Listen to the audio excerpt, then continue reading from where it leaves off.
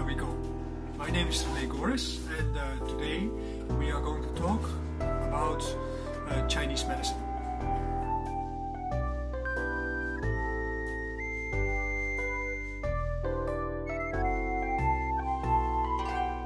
When we go to traditional Chinese medicine, we can see that there's a long history, prehistory of Chinese medicine, and the prehistory of Chinese medicine is what we in the West would call witchcraft. Yeah. So our modern science also has as a prehistory, it has witchcraft. So there's no big difference in that, except that the timeline for Western medicine starts here in the Middle Ages, and for Chinese medicine starts here in the pre-classical times. So it's in the time before writing came about. And we talk about here about the Shang dynasty and the Yin dynasty before that time. And then at the moment we talk about that, we talk about fragmentary information that we have from different areas, which reflect different views about reality. And these were areas which are so far away from each other that they didn't really have very much contact with each other. If they had any contact with each other, it was very, sporadic. It was not very often.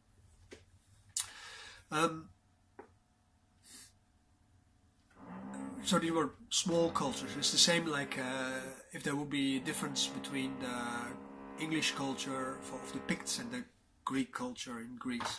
Of course, in Europe we see that all European cultures became Greek culture. And we follow this Greek idea of that everybody is an island and you have to defend yourself and fight with everybody else to make sure that your identity stays fixed. In Chinese culture there was this unification taking place under the Qin Empire after a long time of wars and a lot of suffering from a lot of people. And since that time everybody tried to keep everything together, and if it fell apart one way or the other, there was always a strong urge to unify or reunify China and to make it one whole again. So this idea also dominates Chinese medicine theory. This idea of wholeness in the theory is important because it is the vision of our body. And in Chinese medicine, the form of our body is basically everything. If the form of our body is good, then the interior should be good too, because that means everything is on the right place. You see this in a lot of things of Chinese culture coming back, like for instance in the dress code of people. In the dress code of people, people got basically ordered, you are this and this job, so you wear this and this clothing. If you wear this and this job, you wear that and that clothing. And this clothing, this uniform idea is to make everything recognizable. And because everything is a language, also your clothing is a language, and the way how you dress, you always express something to somebody else. So if you dress very sexy, you say like, "Ooh, I'm very sexy." If you dress in military uniform, you say, "Look, I'm a soldier." Even though it's fashion, you say, "I'm ready to fight." Yes, that's basically it. So that's why you should not wear a particular kind of clothing, according to this Chinese medicine theory, of course. Chinese medicine. Look, I have made some notes here on the side. You can have a look. So that I know what to talk about to you, and that I don't drift off too much in side stories, which I like, because there's so much to tell about these things that it is sometimes too interesting to go into the side story, because at that moment you realize like, oh, actually this also is very important, this also is very important. Anyway, the Chinese medicine theory unification actually started in the Guanzi. Guanzi is a text from about 5 to 6, maybe 700 years BC. It gradually was formed and edited and redacted and stuff like that before it got into its final form. And you can say Guanzi is a sort of encyclopedia about governance. And in this governance encyclopedia, you see there is this idea about health and about how your mental state should be, and how your body is shaped and which aspects they play a role. And it actually took, because of the communication between different areas from China, different theories and things like yin yang wuxing, 3 layers and so forth and so forth. It took it and combined it in different ideas, which were the foundation for the later Huangdi Neijing, which was also a text which started being formed around 500 BC and was ready in its current form only in the Song dynasty, when the last editing and redacting was being done, and it was being reordered and redacted several times. And actually at the end of the Han dynasty we have basically the Huangdi Neijing as it is right now. We'll do an item one day about the Huangdi Neijing because it's too interesting not to talk about it actually. When we see this formation of theories, we see that they come together, and it's only in the Song dynasty that these theories, the way how they come together, they become whole. And at the moment that when they become whole, there comes about, as a sort of emergence, a wholeness theory of the body. That means that things circulate in the body and they move in a particular way in the body, and these are the kind of redactions that you get in the text. And you see, if you see modern Chinese text and the translations from modern Chinese, you see all these kind of things already integrated in the Huangdi Neijing that are not in the original text. A very interesting and helpful translation is done by Paul Schultz. He's a German sinologist working for the University of California, and he is doing a lot of translation of classical text. I guess he takes a lot of time to do so, because classical Chinese is very difficult. It doesn't have the same kind of punctuation that modern Chinese has. So, for instance, a sentence has 4 characters, but it could mean 20 different things or 30 different things as a result of that. So you have to understand the principles quite good to be able to understand it and translate it. That's also why translators usually they take the modern Chinese variations, and these are redacted by political ideas also. So when you look at the Huangdi Neijing, you see that it is separated in 2 parts. And one part is the Suwen, and the other one is the Lingshu. And I will only discuss now the Guangzi and the Huangdi Neijing as important for Chinese medicine, because you see that these 2 parts have relevance. And Suwen is what is called the books on questions, and Lingshu is the pivot of what is usually translated as the miraculous. Because in modern language, Ling means miraculous, but in the past, Ling was part of the Hun, and it means part of the communication with heaven. And in Chinese traditional culture, everything was directed towards heaven. If you look at the I Ching, also very important in Chinese medicine, you see that there is this graphic representation of reality and the way how events move between them.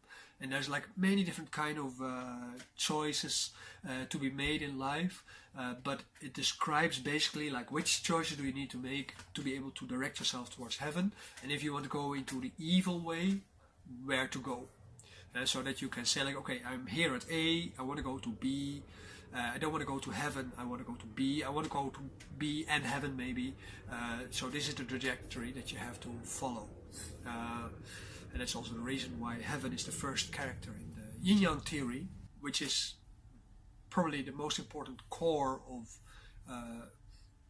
Chinese medicine. It describes that everything has 2 sides. They are not polarized towards each other, but everything just has 2 sides.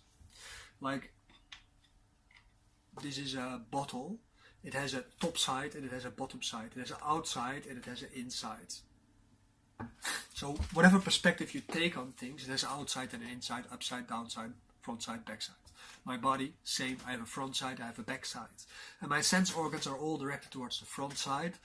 And if you look at little children, the front side is more front. And if you look at adults, the front side can be more wide. And actually, most people, because of their relative ignorance, they stay focused on objects all the time. And as a result of that, their eyes have to jump all the time, left and right, to get a little bit of an idea about what is going on in their environment. While in Chinese medicine, they say, look, you have to have a gaze. Yeah? This is an idea that was also developed by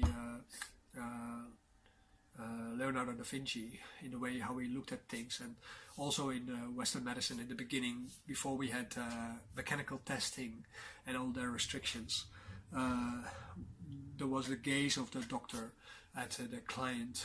That was like a sort of generalized view through which you can get an overview. And our commerce, actually, our advertisements, they are based on that, because they put all kind of things in the environment that you see and give an impression. Like, for instance, I sit here in front of my bookshelf. You don't look at my bookshelves, or this is part of my bookshelves. You don't look at my bookshelves per title necessarily, but you notice, oh, there's a bookshelf. So this guy must be very intelligent, because obviously he reads. Well, however much you read, you can still be very stupid. So you can see in modern science, there's a lot of rules and definitions in modern science which are because they're based on statistics, they are falsifying science. And there's all kind of other things. There's even crazier things than science, so don't worry about it.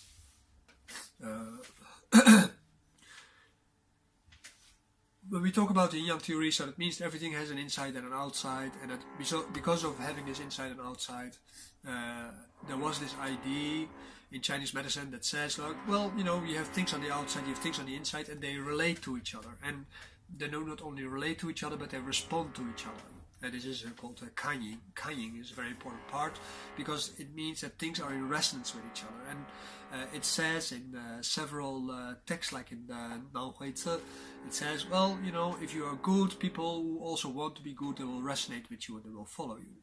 If you are bad, people who don't care about their goodness, they will resonate with you and they will follow you. That is why in Buddhism, for instance, they say if you want to become enlightened, it doesn't matter if you are acting good or if you act evil, as long as you are persistent in it, it becomes strong enough so that you can get the wheel of karma rolling. Yin-yang theory, because of all the time showing these two sides, they show that differences in presence of yin or yang creates differentiation between things, and things make that things all the time change. Yeah, they continuously differentiate. Differentiate is the right word. And in Western science, we talk about nature evolves, but it doesn't really evolve, because evolvement means improvement. It just differentiates. The dinosaurs were not worse than people; they were just different than people. And there's too much about the time of dinosaurs that we don't know to be able to make a final judgment on them. Except that we know that some dinosaurs were very big. And some of them were vegetarians and some of them were hunters, of course. When you look further than that, you see that the yin-yang theory allows to manage change. And this is what the I Ching is about. How do you manage change? And the yin-yang theory went from the idea of yin-yang towards the idea of what is called the emblems, which is the interaction between yin and yang. And this is four categories which go from the extreme to the average and from the average to the extreme. And the interchange between them, this is basically the yin-yang symbol that everybody knows. This symbol, by the way, is only coming about in the Song dynasty. So this is not something that originally is part of Chinese medicine theory. Chinese medicine theory originally starts with the Wuji, and then spiraling outward from there is the yin and the yang coming about. So this the Wuji is which in that time wasn't called Wuji yet, but the Dark Mother. This is the way how Lao Tzu expressed it, the Dark Mother. And the Dark Mother produced the yin and the yang, and this is going outward. And the symbol for that we find in heaven in the form of the empty space around Beiji, the polar star, and then the way how through the Big Dipper all the stars of the Milky Way seem to come about from that and spiral around. So that symbol actually is the symbol of yin-yang as it was perceived in the Huangdi Neijing. And from that comes more and more differentiation, more and more differentiation, more and more differentiation. And this differentiation, when it is satiated, it reflects back on itself. And this is Ling. So Ling, in that sense, is the satiation of reality, and then it becomes information that feeds back on itself. And it's an enrichment, you can say that. If it is an evolution, I don't know. I cannot say that. but it is an enrichment, which if you tune into that, you can learn more about it. And that is what Ling Shu is about. And the Suwen is like basic theories. If we look at another area from China, there was talk about Wuxing theory. And Wuxing theory was basically an Eastern thing, while the Yin Yang theory was much more like a central, maybe even a northern thing from China. So there were two different parts of China which after the Zhou dynasty they came together. The Yin Yang theory was much more part of the Chu, and the Wuxing theory, I forget which area, what's the name of the area actually. I should have prepared with a map or something like this. But you had Master Yin, who was an important translator of the theory, and it was related to the alchemy of metallurgy and so on and so forth. And it said that the forms of things, they come into 5 categories, 5 main categories, and there's a lot of halfway categories, and there's a lot of mixing and interaction and stuff like this, which create differentiation. But these Wuxing are very important, and it is the way how things eat, which is taken as an example. Like fire eats wood. Earth is growing because of the absorption of ashes from burning wood. This was the idea at that time. Within the earth, when it becomes bigger, you get metal ore. So it produces metal ore, but it means metal grows because of taking from the earth, right? And water is extracting itself from a metal plate or from a mirror or something like this. And wood lives because it absorbs water. So you see there's a circle going on which is called a generating cycle. And this consuming part of the 5 Xing, this is the main part. You can see it from an idealist perspective, and you can say like, okay, wood generates fire. It means that wood offers itself for fire, but then you're spiritualizing the theory. And the original meaning of it was like, it consumes. So if fire becomes pathogenic in your body, it eats you, and it eats you from the bottom going up.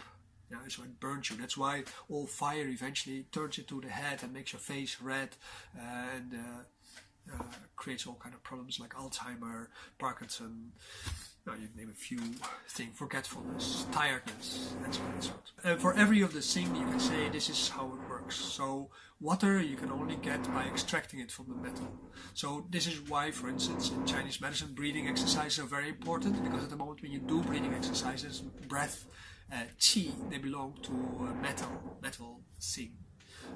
And as a result of that, when that is done properly, then water can be extracted from the body through the way how you drink and so on. So it can be made into reservation. You can nourish the yin, and because of nourishing the yin, when you create fire inside yourself and you bring that down into the dantian, you can steam up the water, and as a result of that, you can nourish tonify the yang. So this is the basic premises on which the alchemy of Chinese medicine is being based, and all the different kind of formulas in acupuncture or herbal medicine, they were added to this theory, right? So they were not explanation of things that people were doing, but this is a cosmological idea, like this is how it is. Outside and inside resonate with each other, and there's the yin, and there's the yang, and there's the Wuxing, and so on and so forth. When you look at these Xing and the yin and yang, there's also a third one. Actually, altogether there's 13 different kind of theories which are elementary to understanding Chinese medicine, and in most books only 2 are being discussed: yin, yang, Wuxing, and the 3 levels sometimes. And the 3 levels is basically the division between heaven, the realm of the living beings, and the earth. And the theory basically says heaven gives, so it rains and so on and so forth. They have clouds and so on, and the water comes from there, and it nourishes the earth, and the earth takes and generates the living beings, the trees and the birds and the dogs and the people. And as a result of that, all the living beings, they try to aim for heaven. That's the original theory. Then there's the division of these three in Tian and Tianxia, below heaven. And below heaven is basically earth, and for Confucianism that's earth and society, earth and people. But in fact it's all the living beings. The larger community of everything that is inside and on the top of the earth. And heaven is outside. Then by understanding this, you also come to understand a little bit like where did I want to go to with the idea of health. And that's why I explain this, because the idea of health is that you as a person, you are as large and endless as heaven and earth, because earth and heaven seem to be the only permanent thing in the reality of our experience. And of course heaven is going to last forever, but earth, you know, even if it's going to last for a very long time, it is ending. But at that time there was no idea yet about how it would end or that it could end.